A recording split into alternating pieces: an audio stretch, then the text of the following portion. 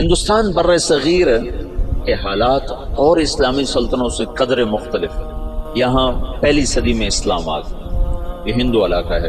یہ جو سری لنکا ہے، یہاں عرب تاجروں کے ذریعے سے یمن سے جو آتے تھے بحری جہاز، ان کی تبلیغ سے یہاں اسلام آ گیا، اور یہاں کا جو راجہ تھا وہ تو مسلمان نہیں تھا، لیکن عوام الناس میں اسلام آ گیا۔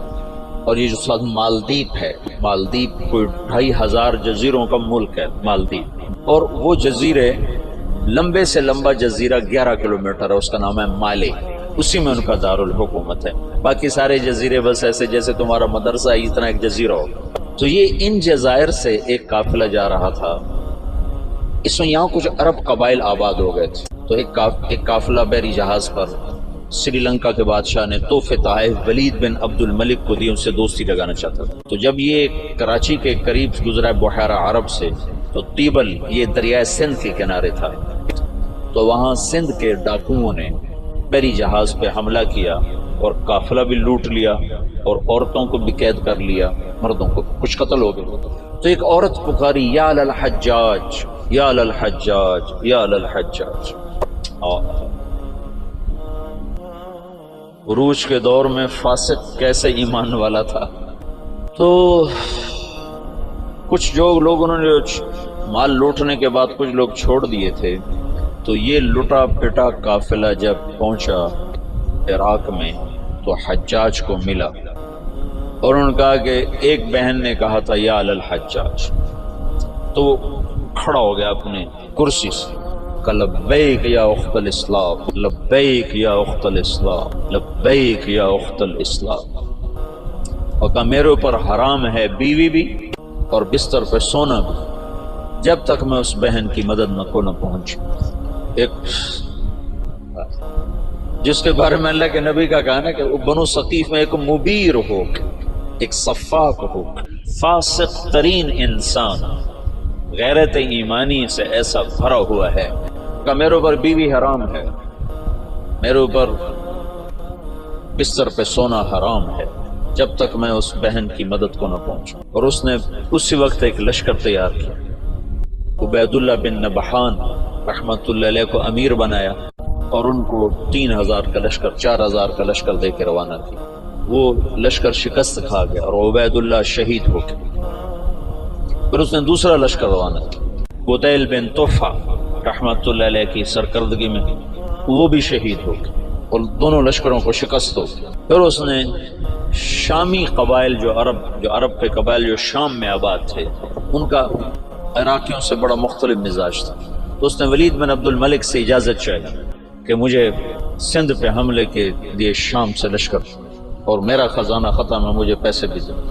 تو ولید نے کہا میں یہ محاذ نہیں کھول سکتا، ابھی ترکستان میں محاذ کھلا ہوا ہے، شمالی افریقہ میں محاذ کھلا ہوا ہے، چین کی طرف محاذ کھلا ہوا ہے، میں چوتھا محاذ نہیں کھول سکتا۔ تو حجاج نے کہا جتنا پیسہ مجھے دو کے قرضہ ہے، اور میں یہ دگنا کر کے بیت المال میں واپس کروں گا۔ تو شامیوں کا 4000 کا لشکر تیار، اور اس کا اپنا سگا بھتیجا تھا محمد بن قاسم، اور حجاج نے اپنی بیٹی زبیدہ اس کے نکاح میں دی ہوئی تھی،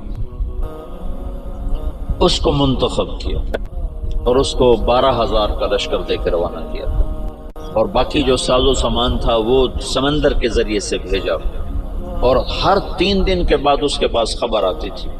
اس نے ڈاک کا ایسا نظام بنایا کہ ہر 3 دن کے بعد خبر حجاج تک پہنچتی تھی۔ اس طرح راستے میں چوکیاں قائم کی، اور پورے جنگ کا نقشہ حجاج بصرے میں بیٹھ کے خود کنٹرول کر رہا تھا۔ تو یہ بدھوں کا شہر تھا، جو دیبل تھا نا بدھوں کا، تو اس میں ایک بڑا گنبد تھا، اس کے اوپر ایک جھنڈا تھا۔ تو ان کا یہ عقیدہ تھا جب تک یہ جھنڈا نہیں گرتا اس سے شہر کو شکست نہیں ہو سکتی۔ تو مسلمانوں نے زور لگا لیا، حجاج بن یوسف نے ایک توپ بھیجی تھی، توپ منجنیق، پتھر پھینکنے والی، وہ اتنی بڑی تھی اس کو 500 آدمی کھینچتے تھے، تو اس کو بحری جہاز پہ بھیجا تھا۔ تو وہ نصب تھی، اور توپ اس گنبد پہ نشانہ نہیں فٹ ہو رہا تھا۔ 10 دن 12 دن 15 دن گزر گئے، گولے جاتے تھے، گنبد پہ نہیں لگتے تھے۔ تو حجاج بن یوسف نے وہاں سے خط لکھا کہ اس توپ کا زاویہ 1 درجہ نیچے کر کے فائر کرو، 1 درجہ نیچے کرو۔ اور محمد بن قاسم اس دن خود توپ پر آئے، ان کا آج میں خود پھینکوں گا۔ تو محمد بن قاسم نے خود اس کو کھینچ کے جو پھینکا تو پہلا ہی پتھر جا کے جھنڈے پہ لگا اور گنبد پہ لگا اور گنبد ٹوٹا تو شہر والوں نے ہتھیار پھینک دیے۔ یہ 90 ہجری کی بات بتا رہا ہوں، 90 ہجری میں اسلام کا پہلا داخلہ ہے فاتحانہ۔ ویسے تو سری لنکا ہندوستان کا حصہ تھا، وہاں اسلام پھیل چکا تھا دعوت کے ذریعے، لیکن فاتحانہ انداز میں جو مسلمان بر صغیر میں داخل ہوئے ہیں تو محمد بن قاسم رحمۃ اللہ علیہ اس کا ذریعہ بنے اور دیبل فتح ہوا ہے۔ پورا ہندوستان 2 حصوں میں تقسیم تھا، ہند اور سندھ۔ سندھ یہ نہیں جو آج ہے، یہ سندھ بمبئی تک تھا اور دیپال پور تک اور ادھر سے بمبئی تک، یہ ایک پورا علاقہ تھا، باقی ہند الگ علاقہ تھا۔ راجہ داہر اس سارے کا بادشاہ تھا۔ راجہ داہر ایک دفعہ بیٹھا تھا تو ایک نجومی آیا، تو اس کی بہن بھی ساتھ بیٹھی تھی، تو اس کی بہن نے اپنا ہاتھ دکھا دیا نجومی کو کہ میرا ہاتھ دکھا۔ نجومی نے کہا یہ لڑکی آئندہ سندھ کے بادشاہ کی بیوی بنے گی۔ تو راجہ داہر پریشان ہو گیا، یہ میری گھر میں میرا دشمن پیدا ہو رہا۔ تو اس نے اپنے وزیر کو بلایا، کہنے لگا نجومی نے کہا ہے کہ یہ میری جو بہن ہے یہ سندھ کے بادشاہ کی بیگم بنے گی۔ تو وزیر نے کہا تو خود شادی کر لے سے، قصہ ہی ختم۔ میں نے کہا بے غیرت مجھے کروائے گا، ساری دنیا کیا کہے گی بہن سے شادی کر لی۔ تو وزیر چپ ہو گیا۔ اس نے ایک بکری لے کر اس پر مٹی کی تہ پہلے اس پر اچھی طرح لگائی، پھر اس کے اوپر باریک مٹی ڈالی، پھر اس پر پھول کے بیج ڈالے اور اس کو ہلکا ہلکا پانی لگوانا شروع کیا۔ تو اس کے پشت کے اوپر پھول ہی پھول ہو گئے۔ تو اس نے وہ بکری ایک نوکر کو دی کہ جاؤ اسے بازار کا چکر لگواؤ۔ میں چکر لگوایا تو سارا شہر اکٹھا ہو گیا، بکری کے اوپر پھول، بکری کے اوپر پھول، سب حیران پریشان۔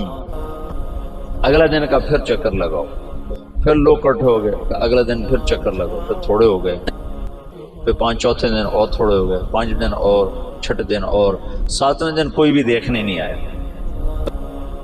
تو وہ بکری لے کر داہر کے پاس آ گیا، کہنے لگا اس بکری میں تیری کہانی لکھی ہوئی۔ وہ کیسے؟ تب پہلے زیادہ لوگ تمہیں گالیاں دیں گے، پھر اس سے تھوڑے گالیاں دیں گے، پھر اس سے تھوڑے گالیاں دیں گے، پھر ایک دن چپ کر جائیں گے، تو اسے شادی کر لی۔ اس بکری سے اس نے اس کو دلیل سمجھائی، تو اس کم بخت نے حکومت کے لالچ میں اپنی بہن سے شادی کر لی۔ حالانکہ ہندو بھی بڑے غیور، بڑے غیرت والے، یہ راجپوتوں کی تاریخ ہے، بہت غیور لوگ ہوتے تھے۔ یہ تو آپس کی لڑائیوں کی وجہ سے بے وقوفی کی حد تک آپس میں لڑتے تھے، تو غیروں کو ان پر چھا جانے کا موقع اس وجہ سے ملتا تھا۔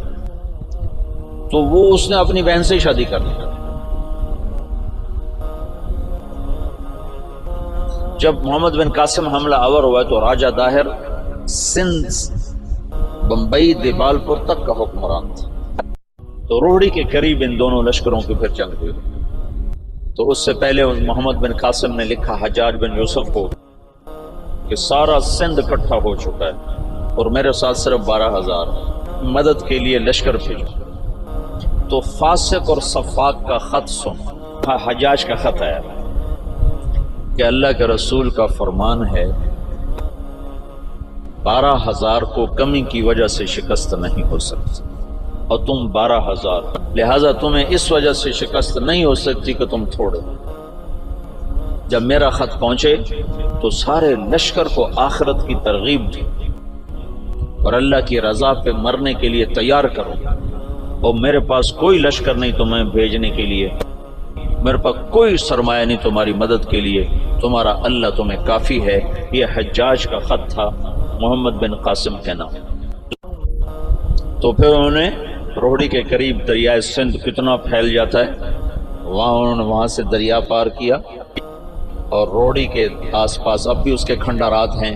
یہ خوفناک جنگ لڑی گئی جس میں راجہ داہر قتل ہوا، اور اللہ تعالیٰ نے مسلمانوں کو فتح دی، اور محمد بن قاسم ملتان تک 92 ہجری میں 90 میں داخل ہوا، 92 میں 2 برس کے بعد ملتان پہنچا، اور اس کے حسن سلوک سے لوگوں ہندوؤں نے جو مسلمان نہیں ہوئے تھے انہوں نے محمد بن قاسم کے بت بنائے اور اس کی پرستش کرتے رہے۔ یہ اس طرف سے 92 ہجری میں اسلام داخل ہوا۔